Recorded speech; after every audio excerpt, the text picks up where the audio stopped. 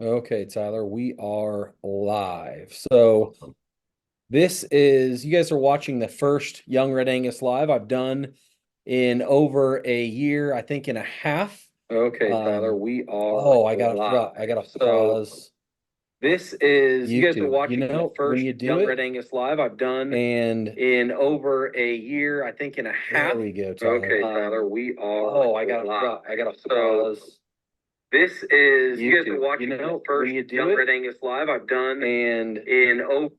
there we go. I knew I was gonna forget something, and that was it. You gotta Well, hey, pause. but you figured it out, so Yeah. Yeah. You just gotta stay patient while you're fumbling over the volume button to figure out where the problem lies. So like I was saying, this is the first YouTube live I've done in over a year and a half. And yeah, you can tell by the rust of not shutting the volume off on the other deal. So thank you guys so much for watching. Tyler and I are going to be speaking at the Improving Soil Health Workshop in Tribune, Kansas on December 11th. And that's going to start at 9 a.m. and go to 4 p.m. And so I wanted to do a YouTube live to talk about that event and kind of just spotlight Tyler and what he's been doing in the area of regenerative agriculture. And so, Tyler, um, why don't you go ahead and tell everybody watching a little bit about your farm and your family history in farming in Kansas? yeah. So we farm in between Brewster and Levant, Kansas. So it's kind of a little bit west of Colby, about 7 miles right off I-70. We've got about 3,000 acres there. We're 100% dry land. We raise corn, grain, sorghum, wheat, cover crops. We dabbled a little in camelina this year. We get about 18 inches of rainfall. And since about 2022, we've been a full no-till operation. That took us about, say about 8 years to get there. I took over the farm in 2016. My dad passed away suddenly in May, and I came back and took over in August. And then my uncle stayed on for 2 years. We farmed together, and then he retired because he was in his 70s and had had enough. And so then I took over full time and realized how much time that took up being a full-time tillage operation like that. I mean, I was just spending every day in the tractor, so I kind of got introduced to it, regenerative through dirt to soil, Gabe Brown book by a friend. He's like, hey, you're trying to look to get into no-till, and I really didn't want to go the full chemical route to get there, do a full chem fallow type solution. So I went with cover crops and tried to get into cover crops anyway. Couldn't really figure out how to get there until I met Michael Thompson and Bryce Custer at No Till on the Plains in Wichita. And this would be like January 2020 is when I met them. And then I got back with Bryce later that year and he helped me set up a small trial to get started that way on 50 acres. And I split a field and, that way I could go out there and look at it and say, okay, this is what the cover crops are doing for me. And this is what my tillage looks like. And compare them all year long. I got back with Bryce later. And, that was eye opening for me. The weed control and the moisture savings there and how much softer it was just in that first year. We did like a oat, pea, rapeseed, and flax mix that we put in March and terminated in June. And then we go back in September with wheat. And then we just ramped up since then. We went 50 acres to 300 to 600 to 800. And then we were, like I said, 2022 full no-till. And we added corn in 2019 to diversify our rotation a little bit. And then in 2023, I started with the compost extract. Awesome. Got to looking at my inputs and decided I needed to make a change and had watched enough of Dr. James White's videos and Christine Jones that I felt pretty comfortable cutting all my FOS that first year and applying the compost on all my acres for my corn and milo. I was originally going to start small and run a couple trials, but kind of the price inputs forced my hands that year. Okay. And then so I've been doing that for 2 years. Then I started the extract business this year full time with my partner, Paul Flanders. Awesome. Well, let's back up a little bit. Talk about the history of your farming operation and how it was tillage and how challenging that transition was for you. Yeah, so as I said, our farm was established in 1924, and my uncle and my dad dabbled with no-till on and off. They'd do it like after their wheat, and they'd spray their stubble, and then they'd no-till in corn or they would just no-till in milo, and then as herbicide prices went up, they just decided that was too much of an expense, so they would till even after wheat harvest. They just take the pickers off the sweeps. And so we were running 4 or 5 passes of tillage in our summer fallow plus 2 passes on our wheat stubble after wheat harvest. And then when my uncle quit, I was doing all that by myself. And so you know, what kind of the light in my head was I was raising grain sorghum next to my neighbors who were raising corn, and they were 20 years no-till, and my grain sorghum was burning up before their corn ever showed any kind of stress. And that's when I realized I needed to make a change, I guess, at that point. If Yeah. my drought hardy crop was burning up first, and I think, the with the cover crops and the adding more residue to my ground, that made that no-till transition a lot easier because I didn't have those long fallow periods with nothing out there, like in a chem fallow type operation, where the ground just bakes and everybody talks about how hard no-till ground gets in those first couple of years. I Mhm. didn't really experience that too much. Yeah. Okay. So when you first made that transition, what were some of the successes that you saw in making the transition that made it to where you could keep making that progression? Because I mean, anybody that's changing what they're doing, a lot of times if they don't see those early successes, those early wins, they're not going to keep on going down that path. So what was it specifically about, those first few years that made it to where you knew you wanted to keep going or, you know, Yeah, so like that first year where Bryce had me start with that first 50 acres, I took the 150 acres field and split it 50 and 100, and we drilled that cover crop that first year. And I tell you what, that thing had about everything go wrong it could go wrong for that. It started real slow. It froze like right after it came up, so I didn't get any peas. That first year they came up and froze and died. And well, but even with all those things that happened, when I got to June of that year and I was getting ready to start my tillage on the 100-acre section of that field, because we'd sprayed it once to start the year in like April, so that I'd have enough time to get back there by the time I got done with all my planning to run my first tillage pass. And I had kochia plants and pigweeds that were 8 to 12 inches tall, and it was just a mat out there. And then where I had that cover crop, I had like a handful of pigweed or a handful of kochia plants, and that was it. And that was even after the cover crop got hailed. So, I mean, you could still see bare ground there, but I had the weed control, which is what I was struggling to keep up with in the tillage. Being just one guy covering all those acres, is I couldn't keep my fields clean like you're taught to do in a tillage operation. And then, when we got to planting wheat that first year, and I went out and with my shovel, because that's what Michael told me to do. He's like, well, you're not going to know anything unless you go take your shovel out there. And so I dug down in my tilled field, and I had enough moisture down 2 inches that I was good putting wheat out there, but I went over in my cover crop field and I had loads of moisture right at the surface, and it was softer.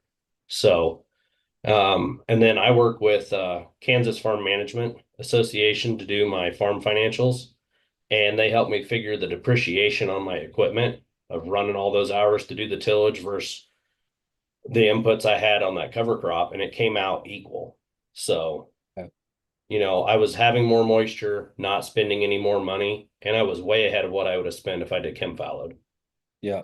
Those were the things that were light bulbs for me that first year. And then when that wheat crop got harvested the next year, um, the crop yields were identical across the two.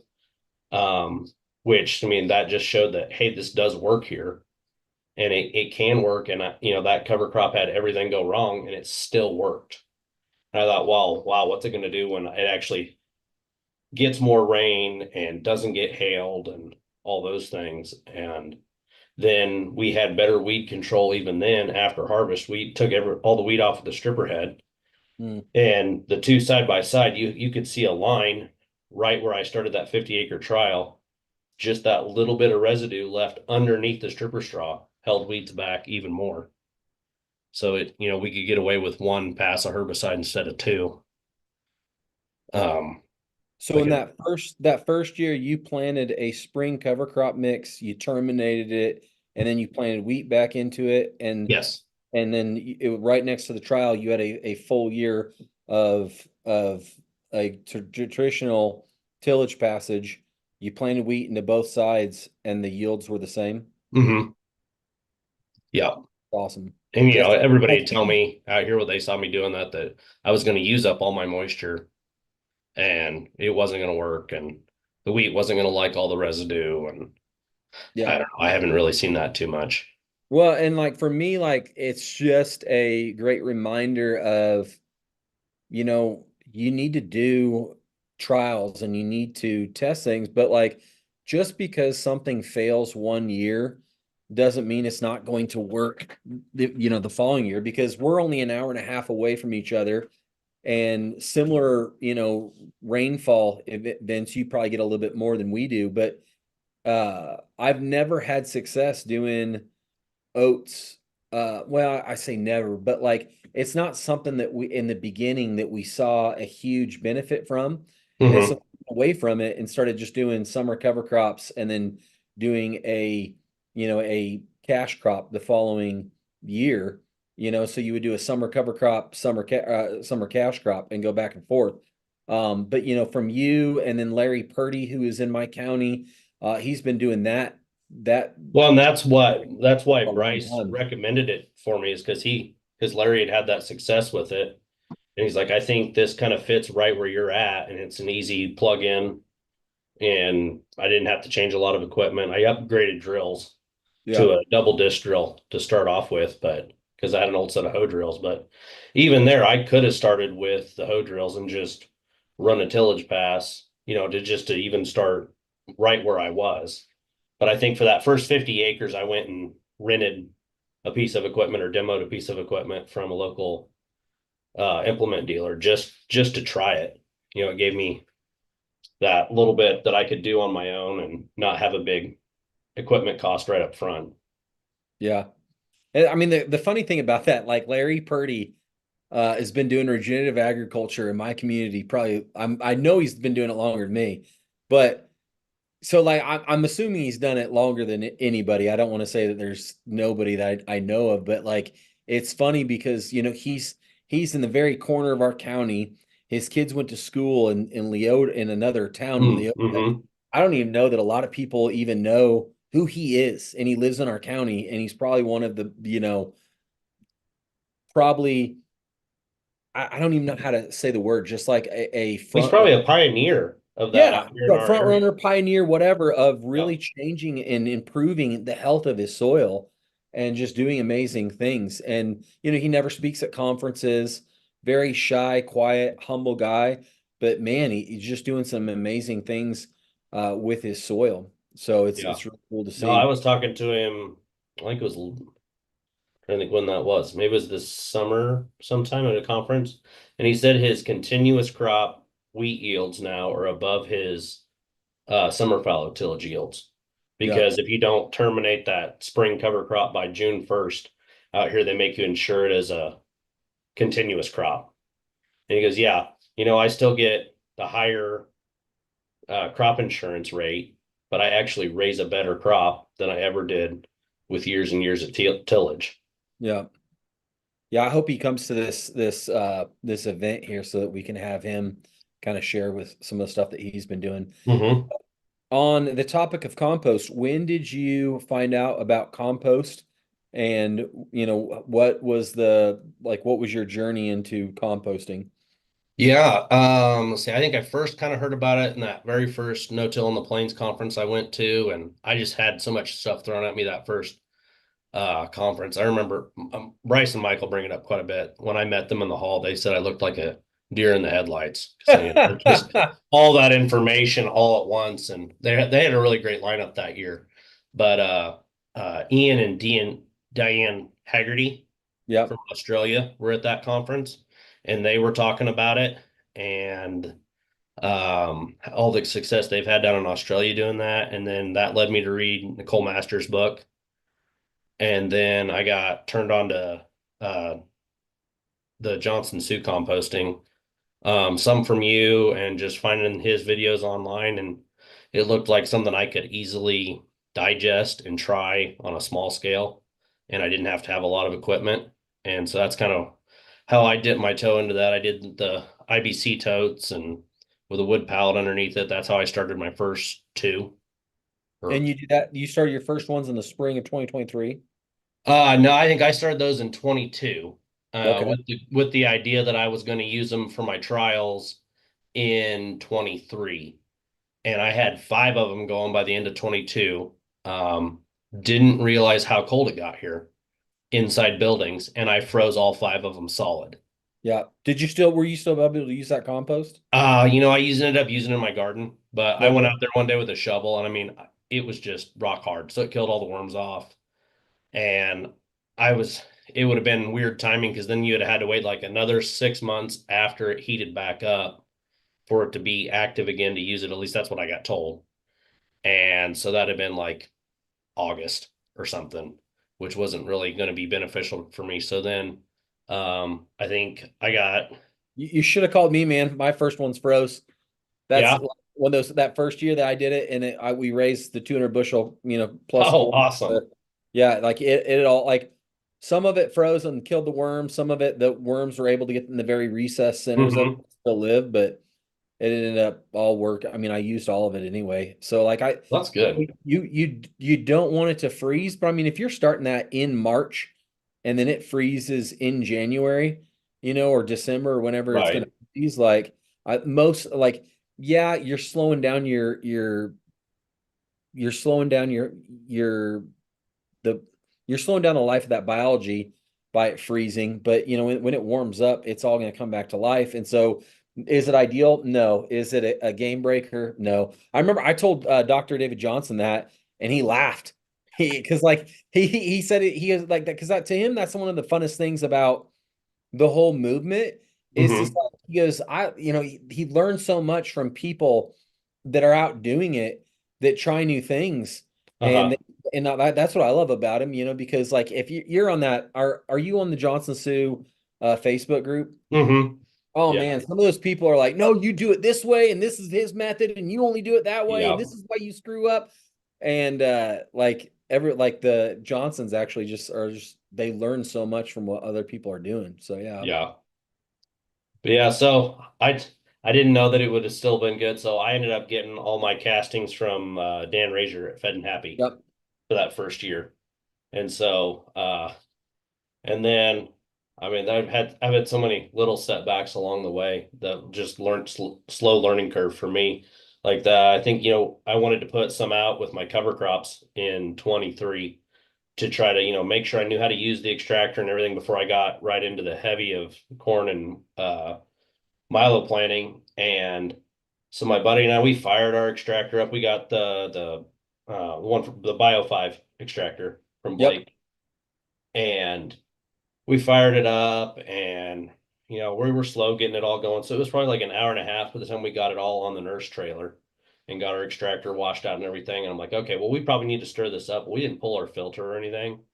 And so we went to recirculate that tank and plugged our filter like 4 times right off the bat. And I'm like, well, this batch is no good. So we went and dumped the whole batch out and then called Dan the next day. And he's like, oh, well, maybe you could have taken the filter out and just stirred it back up. I'm like, oh, okay, well, we'll try that the next day. I mean, it was like midnight by the time we finally got to that point, and Yeah. neither of us were really thinking straight. So we tried it again the next day and it works just fine. And then you throw your filter back in and off you go. And, uh, but yeah, so, we did it on the cover crops that year, and we did run some strip trials on that. And I'd say in our oats, where we put the extract at 5 gallons the acre versus where we didn't run any, we probably had 75% of our plants had bigger roots after like 3 weeks of it being in the ground. So it wasn't every single plant we pulled up, but it was most of the plants we pulled up. And that was just with a seed treatment? That was in furrow only. Okay. Yeah, so my drills were already set up to run starter fertilizer. I had been running 1034O, so I just changed my metering tubes and changed my filters on my drill to a 30 mesh. That's what I run in everything is a 30 mesh filter, and I haven't had any problems with that other than I ran about 1,000 acres without cleaning my filter, and I eventually plugged a metering tube. Got you. And that's on a 10-inch spacing. So I had 60 metering tubes, and I plugged one in 1,000 acres. Okay. And I just wanted to see absolutely how long I could go before I had a problem. And Yep. but yeah, so we did that, and then I ran it in my planter, and I didn't have any problems with that spring, and just kept running Dan's castings. And in 23 we made that giant, well, I called it a giant Johnson Sioux in that hay trailer.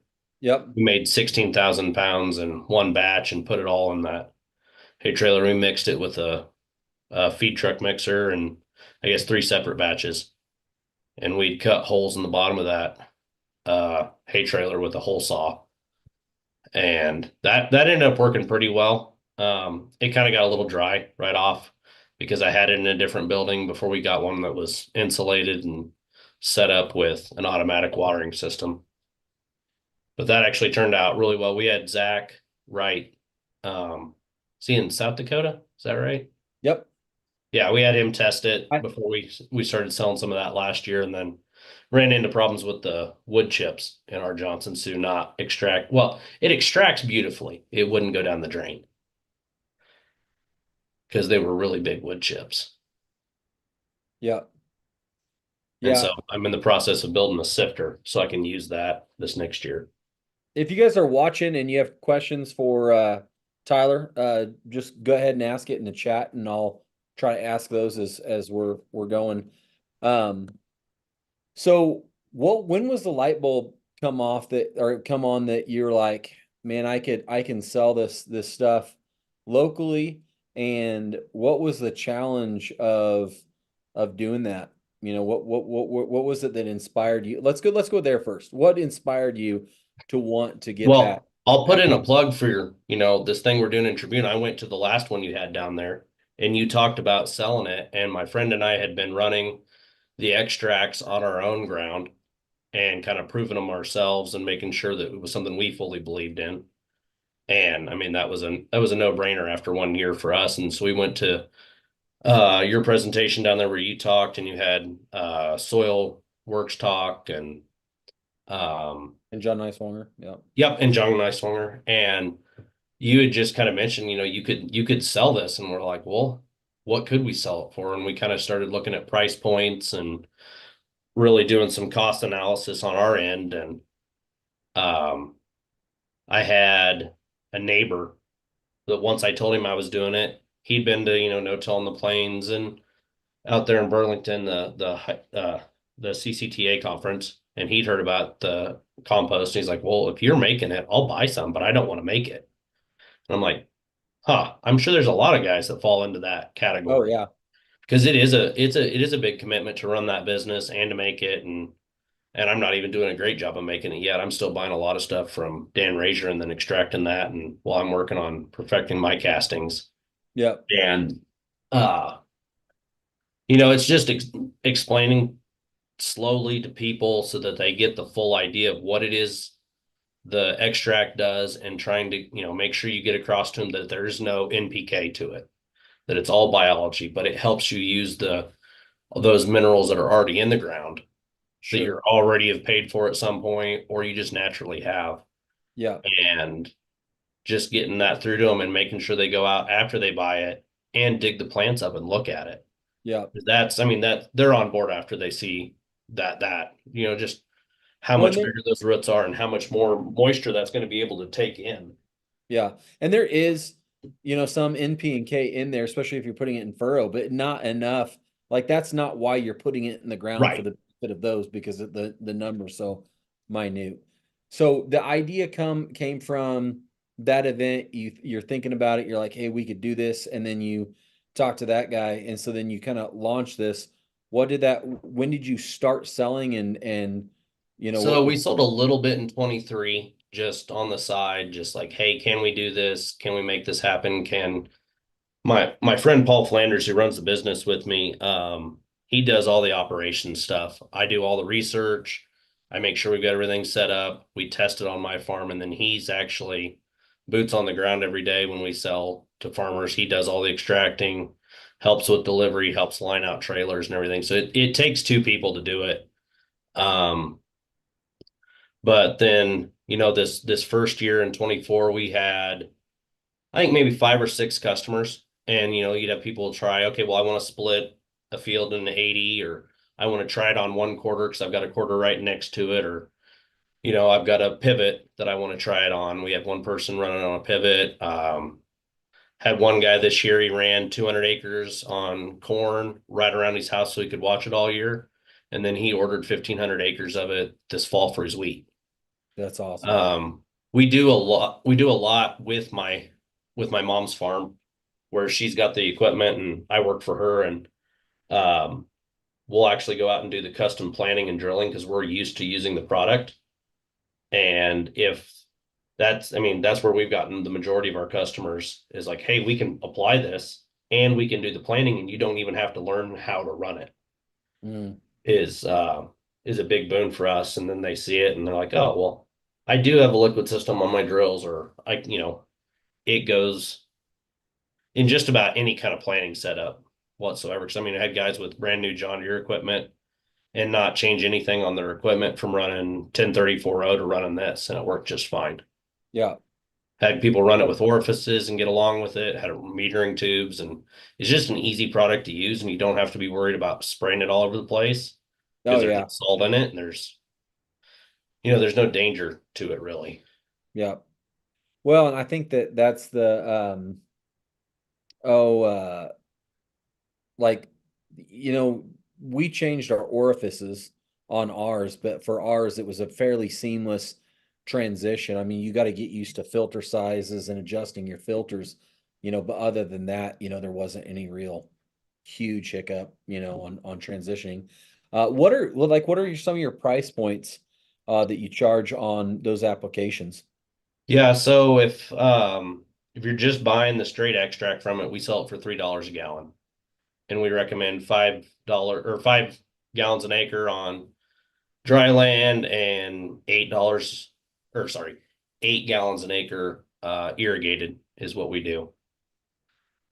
Okay, I want And to write that down. So $3 a gallon uh-huh. So it's for 15 an acre on dry land and 24 an acre on irrigated. And we kind of came to that conclusion. We kind of looked to see what a traditional 1034.0 application would be in our area. Mhm. And we wanted to make sure we were competitive with that. Sure. And the other place we've gotten You're some doing business 15 is gallons an acre on dry land? no, $15 an acre. Okay, $15. I thought you were Yeah, saying you're like what how many gallons per acre you guys applying 5 on on dry dry land? land. Okay, what about on irrigated? 8. Okay. Yeah. All right. Yeah. And I don't know, just kind of came up. I went with those rates. I listened to David Johnson talk about it and Nicole Masters, and I didn't want to put my initial uh reservations was I don't want to put too much out there and have it burn up all my organic matter if I hit a drought or something. And just re-listened to Nicole's book, and just it really resonated with me where she just talks about just tickling the system, Yeah. just getting it to go and do it on its own again. You're not trying to provide all the biology all at once. You're just trying to get out there ahead of everything else and get a quorum established. Yeah. What I listened to her book 4 times, and like Nice. just in our conversation of talking, I'm like, I gotta go listen back to it again because even if it's something that's in your mind, like if you're able to explain it to somebody else and you're able to talk it through, like the more that knowledge and that wisdom is in your repertoire and what you understand, the better off you're going to be as far as understanding what's going on in your soil. So, but yeah, like it's I love that book, so I'm glad you brought No, that up. it's good. I enjoy that book. Um, yeah, and then for 25, we're kind of switching up the way we're doing our composting. We're going to an aerated static pile for kind of like a pre-compost, Sure. just to get it hot enough. Well, we actually had, I don't know, I call it a failure learning moment. I thought it had to be at 150 degrees for 6 weeks because that's what everything I heard on the internet. And I got to talking to Dan with it because I started it 8 days ago. And my buddy went into the building the other day to check it, and he couldn't even walk in the building. It smelled of ammonia that bad. Like it made his eyes water. He's like, "Oh, we're gonna have to vent the building." And so I called Dan Rager and I was like, "Hey, what'd I do wrong?" He's like, "Well, how much air are you running?" And so I told him, I was running it like a minute and a half on my big bouncy house blower that provides my air to the pile every 10 minutes. He's like, "Yeah, you're just like have your foot on the throttle for that thing and you're just shoving it through the ground." I'm like, "Oh, I just was afraid I was going to run out of oxygen." He's like, "No, you need to run it like 30 seconds every hour or every 2 hours." And I'm like, "Oh, whoops." So we may start that pile over again, but our idea is to just basically make worm food with that. And then we've got some continuous flow bins from Okay. Worm Gear or Michigan. There used to be Michigan Soil Works. Now they're Worm Gear. Yep. And Now so those talk will, about that's something that I've seen like Gabe, not Gabe, Ryan Ryan Gibb. Gibb, yeah, Ryan Gibbs has one. Yeah, so let's talk about that specific, just kind of paint, tell them what it is again, and then kind of paint the picture of what Okay, how. so it's a continuous flow vermicast worm bin, and it's 8 foot long by 4 foot wide and 30 inches deep. And it's got like a cage floor on the bottom, like crisscross small wire on the bottom. And you lay brown paper on the bottom to start with. And then you put peat moss in it. And then you start building layers up and you add your worms. And eventually, once it gets all the way to the top, then you can start harvesting the bed out of the bottom. And so that paper is broken down by that point, and all the glomalin in your compost is what's holding it up. So you run a built-in blade across the bottom of the worm bin. So you run it the full 8 foot long, and it's 4 foot wide, and so it just cuts a slab off the bottom, and it falls down through to the floor, and that's your finished compost, your worm castings. And I think you have to harvest like 3 times before you get to actual worm castings because of how you started that. But on their website, it says you add 200 pounds of food a week and you get 160 pounds of finished compost out a week. And you can hook them together in series because that blade runs across the bottom with a winch. And so you can hook those winches up in series and have multiple of them going at a time. How much? So are you thinking about selling those, Tyler? Probably not. Probably just gonna have. I'm thinking, my goal is to have like 4 or 5 of them going at a time so I can be producing enough castings for myself on site. Okay, yeah, that's smart. And it's just, and then because the reason we're going that route is with the Johnson Sues, we found it really hard to find wood chips in our area that aren't naturally antimicrobial Yeah. like pines and cedars are.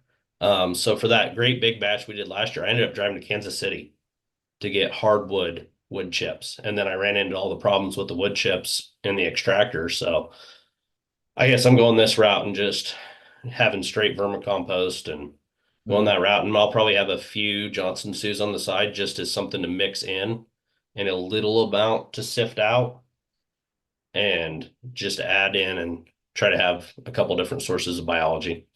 yeah. Yep. No, I mean I love Johnson Sue, but I think like everybody's system has to work for what they're doing. Yeah. And for what you're doing and providing a good quality product for people and to be able to mass scale it, like you got to find the way to mass scale things and get things going. I need to have Steve Shivers on YouTube Live because I've got it. I stopped by his place when I was in Iowa, filmed everything, and then it was in my 10-month hiatus of making YouTube videos, so I got to put that together. Yeah. I'll have Steve on because his setup, like Zach Wright looked at his compost. He said it was Mhm. the best compost he's ever seen in his life. Cool. Like fungal component for the health of it and everything. Like it was just phenomenal compost. And that was Steve showing me the email that Zach sent him. And I was like, well, if Zach's saying that, then Yeah, that's pretty good. No, it's I was pretty ecstatic when I solid. got my results back from Zach, and he's like, "Well, you're basically at the bottom of good, but that's still a great place to be for the very first batch of compost you've ever made." And Yeah. I'm like, "Yeah, I'm over the moon. I expected it to come back and be like, no, this is absolute garbage." So, but I'm just a skeptical person. So, Yeah. Um, so somebody asked on what you're selling it for, and I put $3 a gallon.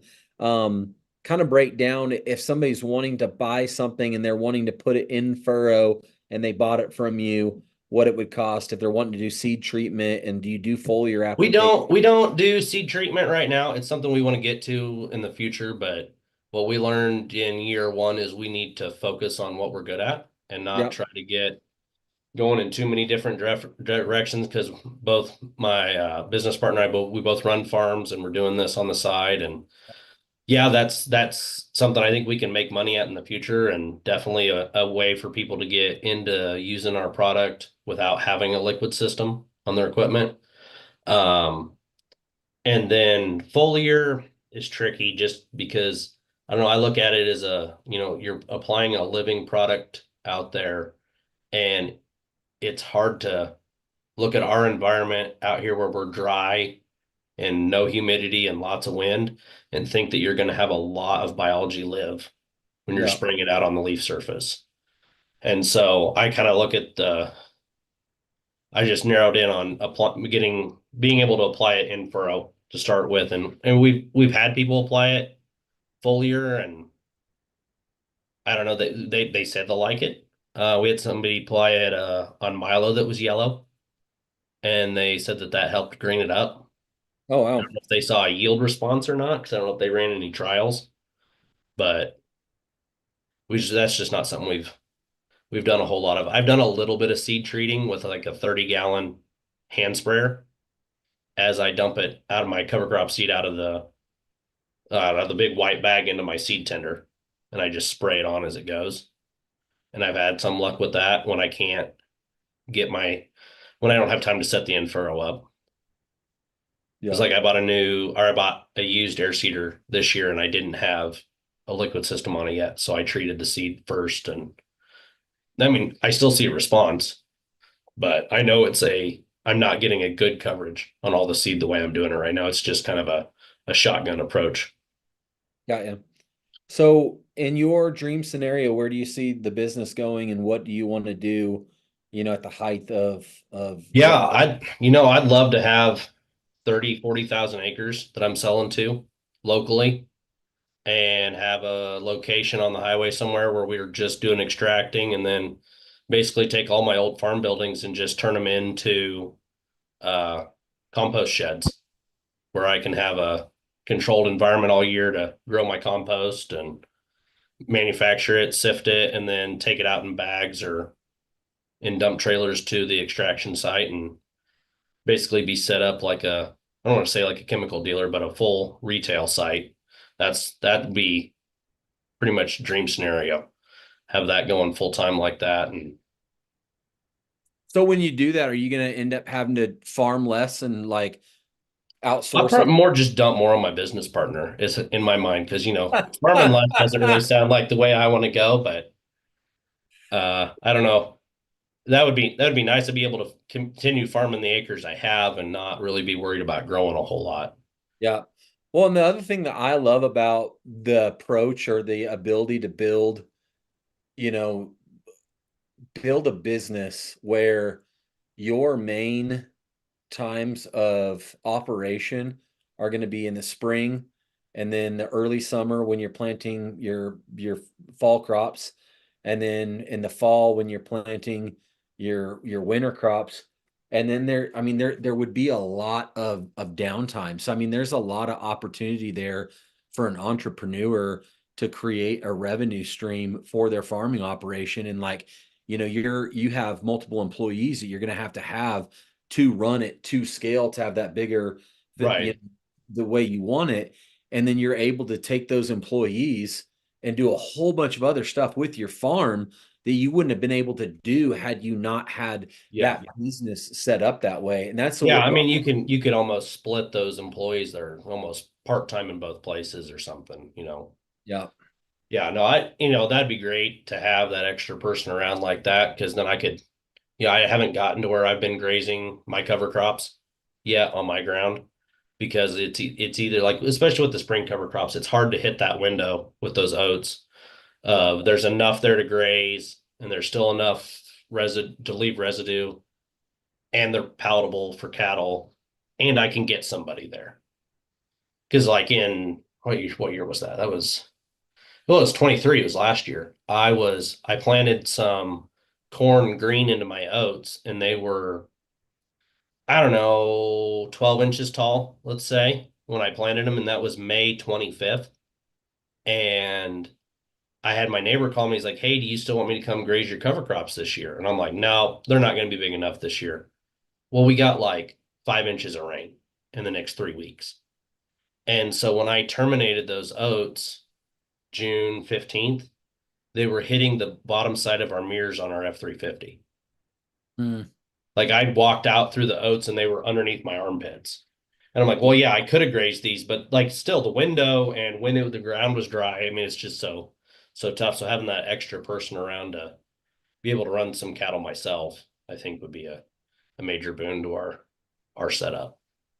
How have the people in your community been to being as far as being receptive to It's compost? hit and miss.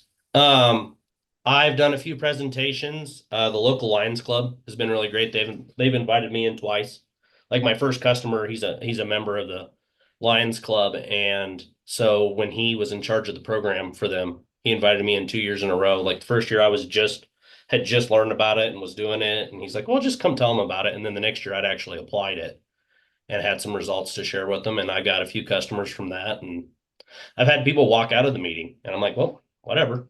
It's not for you, I guess. Whatever. I don't care. I'm not, but and then I've had people who have approached me or my neighbors and they start off really hostile, like with the cover crops and the extract, and they're like, well, what the hell are you doing?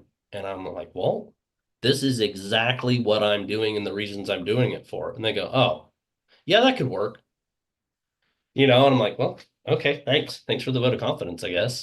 But yeah, no, I don't know. And I never know who's gonna be like, yeah, I love that idea and I want to buy some. And that I got my banker on board with it and he's been a major salesman for me.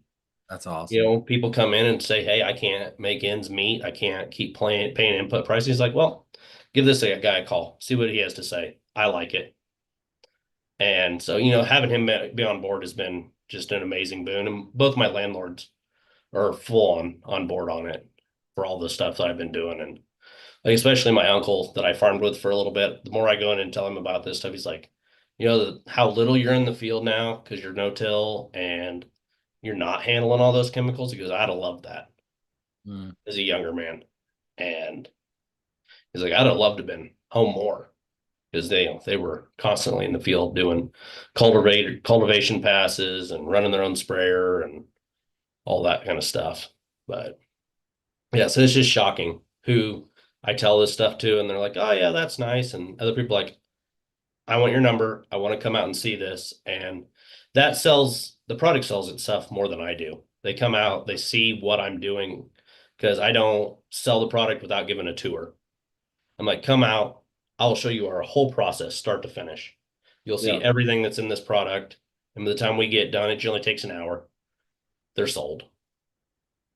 Because when you can see I have all my materials piled there, like this turns into this, that turns into this, and that's what you're getting. And they really like that. Yeah, that's cool. Yeah, I'm gonna have to come up and do a tour and Yeah, absolutely. I think it's gonna be really awesome. So guys, to hear more about Tyler's operation, we're going to have that event on December 11th. You can sign up by going to Eventbrite. I will have the link in the on the show notes for this YouTube live after it's played. It'll be in the show notes, and we'll like that will be where you can go in and sign up for the event. And so on the event, I'll be speaking, Tyler will be speaking. We'll have a brisket lunch, and then we'll have a panel. My dad's going to be on the panel, and then two other local farmers. One who uses a drone for spray applications to reduce the amount of chemicals he's spraying. My dad will be talking about, AJ Croger is going to be the one talking about the drone. A shout out to AJ. My dad's going to be talking about our smart sprayer system, very similar to the drone, but kind of different. And then Eric Lobemeyer in my county has did not use a drop of AMS this year. He switched to table sugar and got a better kill with sugar. And so they're going to be on a panel on controlling weeds. And so like I'm really excited about that. And then at the end of it, the last session will be we'll split into two different groups. I'm going to be going over how to build your own Johnson Sioux, and then Tyler will be going over how to use the extractor system. That was the original plan, Tyler, but even as we've done this live, I'm like, maybe it would be better if you teach them how to do Johnson Sioux and talk about your worm bin and kind of go through, Yeah, sure. the worm bin, because that way people have more understanding, understanding of how just to come up with what would be best for their system. So Chris Johnson said, what price are you selling it for? $3 a gallon. And then Jacob Landis asked, how much fertilizer cost have you been able to replace with the biology, especially okay. so Yeah, so ours, and then hey, I'll answer that with ours. We've cut our phos bill down to nothing, and our nitrogen bill we've cut in half. I didn't pay any of the nitrogen. I take care of all the bills for Younger Angus. My dad takes care of all the bills for the farming entity. So off the top of my head, I don't know what nitrogen costs right now, but if you can figure cutting nitrogen in half and eliminating phosphorus, over right now we're farming right about 8,000 acres. So that's what our situation is. Tyler, what to kind of share with what you've saved? Yeah, so in the past we were paying right around 25 to $30 an acre for starter and various products that we were adding to that. And like I said, we cut all our FOSS out, and so now we're right around maybe $18 an acre for like that, $15 an acre for the extract, and then I added molasses and fulvic to it this year. So that's kind of like I'd say in between 15 and 18 is what I'm spending an acre for starter. And then I've been running a 0x2 system with my planter, and we were spending upwards of $50 an acre or more. And we're right around $40 an acre now. This last year we cut some more. So we were running about 50 pounds of nitrogen per acre for corn and milo. And I pulled Haney soil tests last year, and so I cut that down to 30 pounds an acre across our farm.